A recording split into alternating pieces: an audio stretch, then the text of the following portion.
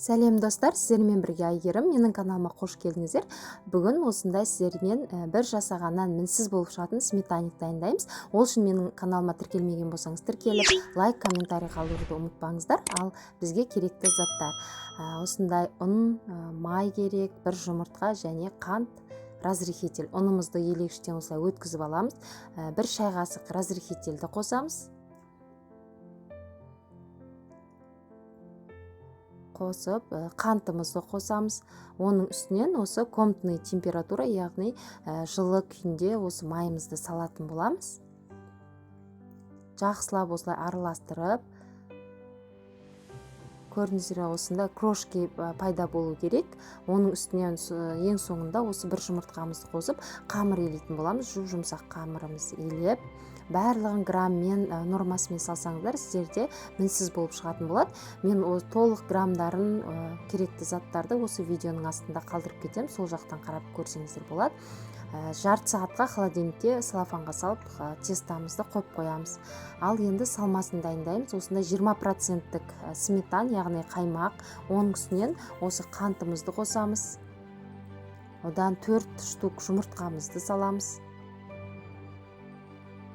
Барлығын салып болғаннан кейін кішкене ғана ванилин қосасыздар. Ол міндетті емес, қоспасаңыздар да болады, ол өз қалауларыңыз.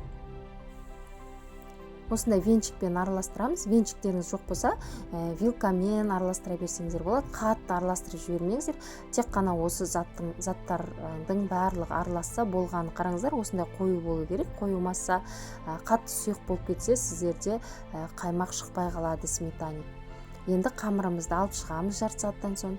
Екіге бөліп аламыз. Бірінші осылай істеп аламыз. Астын жақсылап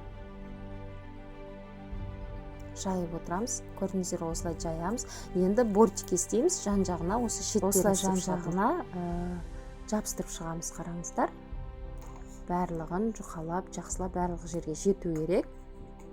Сосын ортасын осындай стаканмен басып шығасыздар. Енді бір келкі болу үшін. Және де вилкамен тессеңіздер де болады. Мен тескен жоқпын.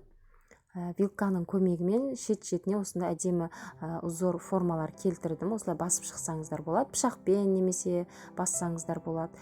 Және салмамызды осылай салып 30-35 минутта пісіріп аламыз. Қараңыздар, осындай керемет сметаник дайын болды. Формадан суғаннан соң барып алсаңыздар болады. Себебі суымай тұрып алсаңыздар, ортасындағы қаймағы ағып кетуі мүмкін. Сондықтан 2 сағат суытыңыздар. Мен 2 сағат суығаннан кейін барып осылай кесіп жеп алдық. Өте дәмді шыққан.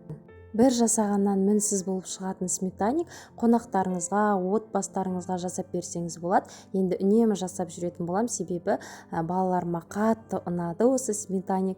Ерекше, қонақтарыңыз келсе де тез дайындалатын сметаник екен.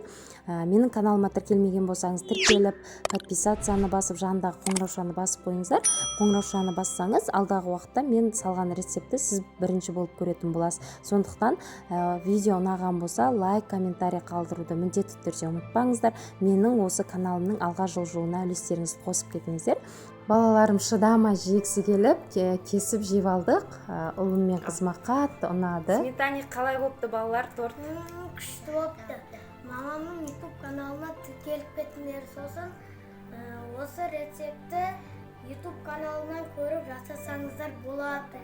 Күшті, тәтті. Жандарым сол, ас болсын. Ал мен балаларыма ұнады. Жеп алыңдар.